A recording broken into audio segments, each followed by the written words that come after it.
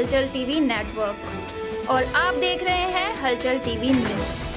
हर हलचल पर नजर, हर हलचल की खबर। नमस्कार दर्शक मित्रों, हलचल टीवी न्यूज़માં આપનું હાર્દિક સ્વાગત છે। સરદાર પટેલ યુનિવર્સિટી પદવીદાન સમારંભ વિવાદ યથાવત, લાખોના ધુમાડા વગર ટેન્ડરે કેવી રીતેના સવાલો ઉઠવા પામી રહ્યા છે। 9 લાખની રોકડ ચૂકવણી પાછળ આશય શું?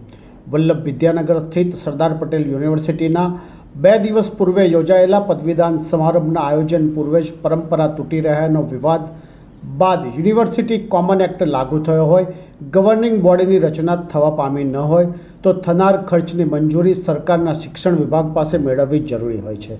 તેમ છતાં જો મંજૂરી આપવામાં આવી હોય તો 2.5 લાખ ઉપરાંતના ખર્ચ માટે ટેન્ડર પ્રક્રિયા હાથ ધરવી પડે તો બારોબાર લાખોનો ધુમાડો કઈ રીતેના સવાલ સાથે રૂપિયા 9 લાખની રોકડમાં ચૂકવણી કેવી રીતે જેવા સવાલના પગલે વિવાદ યથાવત રહેવા પામ્યાનું જાણવા મળ્યું છે।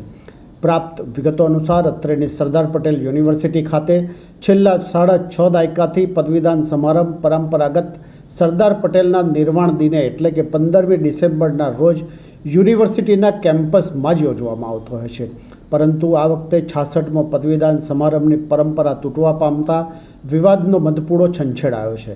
તેમ છતાં યુનિવર્સિટી દ્વારા છેલ્લા 2 દિવસ પૂર્વે 16મીના કેન્દ્રીય ગૃહમંત્રી અમિત શાહની ઉપસ્થિતિમાં સરદાર પટેલ રાજમાર્ગ ઉપરના ખુલ્લા મેદાન ખાતે વિશાળ સમિયાણ ઊભું કરી યોજવામાં આવ્યો, જેની પાછળ પદ પ્રાપ્તિની મનસા પરિપૂર્ણના સવાલ શિક્ષણ જગતમાં ઉઠવા પામ્યાના વિવાદ પણ યથાવત રહેવા પામ્યો હોય તેમ યુનિવર્સિટી દ્વારા આયોજિત 66મો પદવીદાન સમારંભ પાછળ લાખોનો ધુમાડો કરવામાં આવતા યુનિવર્સિટીની એક્ટ જાણકારના મતે સરકાર દ્વારા યુનિવર્સિટી કોમન એક્ટ લાગુ કરવામાં આવતા સેનેટ સિન્ડિકેટ બરખાસ્ત કરવામાં આવ્યા બાદ હજુ સુધી ગવર્નિંગ બોડીની રચના થવા પામી ન હોય યુનિવર્સિટી દ્વારા થનાર ખર્ચની મંજૂરી શિક્ષણ વિભાગ દ્વારા મેળવી જો 2.5 લાખ ઉપરાંતનો ખર્ચ હોય તો ટેન્ડર પ્રક્રિયા હાથ ધરવી પડે, જેનું ઉલ્લંઘન થવા પામ્યાના સવાલ સાથે 9 લાખ જેટલી રકમની રોકડ ચૂકવણી કરવામાં આવી તો તેની પાછળનો આશય શુંના સવાલ ઉઠવા પામી રહ્યાનું જાણવા મળ્યું છે।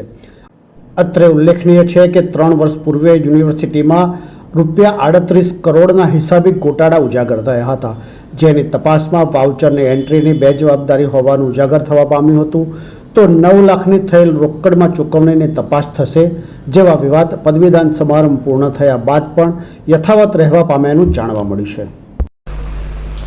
અલ્પેશભાઈ, 2 દિવસ પહેલા સરદાર પટેલ યુનિવર્સિટીનો પદવીદાન સમારંભ યોજાઈ ગયો, શું કહેશો?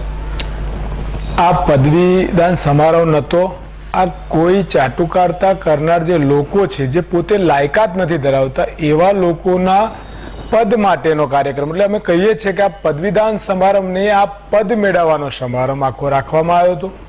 હું તમારા માધ્યમથી કે ખૂબ દુઃખદ બાબત છે। આ જ્યારે વિદ્યાનગરની વાત કરીએ તો આ ભાઈ કાકા HM પટેલ, ભીખા કાકા, સરદાર વલ્લભભાઈ પટેલ જેવા મહાપુરુષોની આ ધરતી રહી છે।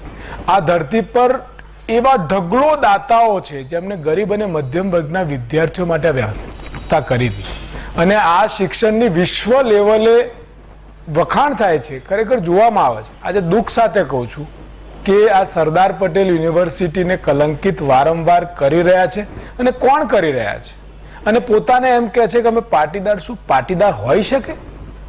એક બાજુ સરદાર પટેલ જેમને સંપૂર્ણ જીવન લોકો માટે સમર્પિત કરી દીધું, ભાઈ કાકા એક પાય ભેગી કરીને આ વિદ્યાનગરની સ્થાપના કરી ગરીબ વિદ્યાર્થીઓ માટે, જેમને હંમેશા વિદ્યાર્થીઓના ભલા માટે 1 રૂપિયો ખર્ચતા પણ જેને ચિંતિત કર્યું હોય, જેને એની ગરિમા સાચવી હોય, પણ આજે એક પદ માટે, પદની લાલસા માટે સરદાર પટેલને ભૂસી દેવાનું કાવતરું થાય અને એ રાજકીય અખાડો બની દેવાનું કાવતરું થાય। આવા લોકોના કારણે જ આજે શિક્ષણ ખતમ થઈ રહ્યું છે। આ પદવી સમારંભ નહોતો, આ પદ મેળવવાનો સમારંભનું આયોજન કરવામાં આવ્યું હતું। અલ્પેશભાઈ, આટલા વર્ષોથી પદવીદાન સમારંભ યુનિવર્સિટીના કમ્પાઉન્ડમાં જ કરવામાં આવતો હતો, આ વખતે આ પદવીદાન સમારંભ યુનિવર્સિટીથી દૂર શું કામ કરવામાં આવ્યો અને આ બેફામ જે ખર્ચાઓ કરવામાં આવે એમાં શું કહેશો?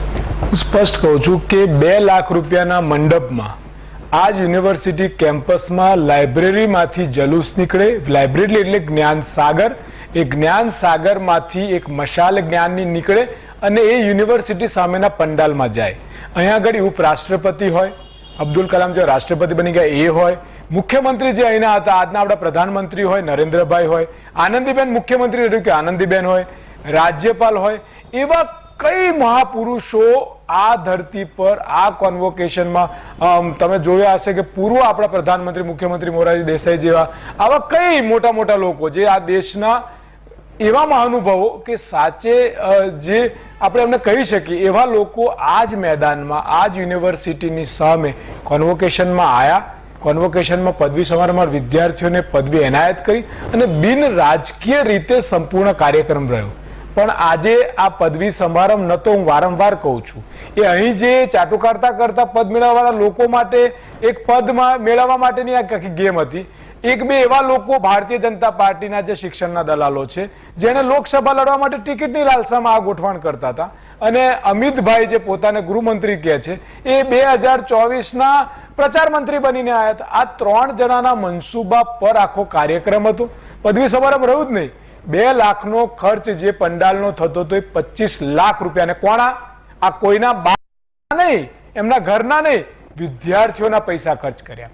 આજે એ ખર્ચ તમામ ગણીને 10 લાખે પૂરો થતો હતો, આજ 50 લાખ ઉપર પહોંચશે. એના સિવાય અહીંથી 3 કિલોમીટર પંડાલમાં આપ મીડિયાવાળા સમક્ષ તમારા એક એક વિડીયો ખોલીને બતાવો, ખેડા જિલ્લાના ભાજપના લોકો સિવાય વિદ્યાર્થીઓ હતા જ નહીં. ગૃહમંત્રીના આખા ભાષણમાં વિદ્યાર્થીઓ માટેની કોઈ વાત નહીં, આખી રાજકીય વાત અને રાજકીય ચર્ચા વિદ્યાર્થીઓ સામે મૂકવામાં આવી. એટલી બધી જૂઠી ખોટી સરદાર પટેલ વિશે એટલું બધું અપમાનજનક બાબતો એમને કહી. અરે તમે અહીંયા આગળ પણ આવીને ગયા, કેમ સરદાર પટેલના ઘરે ના? તમે 15 ડિસેમ્બરે કેમ નિર્માણ દિવસે સરદાર તિથિએ ના આયા? તમે સરદાર પટેલ સ્ટેડિયમનું નામ બદલી નાખ્યું, કેમ તમે પાછું નથી લાવી શકતા? તમે સરદાર પટેલ એરપોર્ટનું નામ બદલી નાખ્યું. તમે વારંવાર સરદારને અપમાનિત કર્યા અને છતાં પણ તમે સરદારના નામે રાજકારણ કરવા સરદારની ધરતી પર આવો છો. આ લોકોએ સમજવાની જરૂર છે.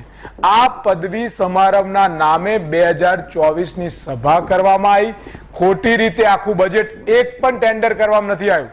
સરકારનો પરિપત્ર છે 2 લાખથી ઉપર કોઈ પણ કોન્ટ્રાક્ટ હોય તો એનું ઈ ટેન્ડરિંગ કરવું પડે. કેમ ના આવ્યું? મંડપવાળાને 9 લાખ રૂપિયા રોકડા આપવામાં આવ્યા, જે યુનિવર્સિટીના ઇતિહાસમાં નથી આપવામાં, આપી પણ ના શકાય. ચેકથી આપવા પડે, ટ્રાન્સફર કરવા પડે, ઈ ટેન્ડરિંગ કરવું પડે અને પાસ કરાવવું પડે. આખી બોગસ પ્રક્રિયાથી લાગતા વળગતાઓને ફાયદો કરાવવા, પદ મેળવવા, લોકસભાની અમુક ટિકિટો માટે અને રાજકીય કાર્યક્રમનું આયોજન કરવામાં આવ્યું હતું. ખૂબ જ દુઃખદ બાબત છે.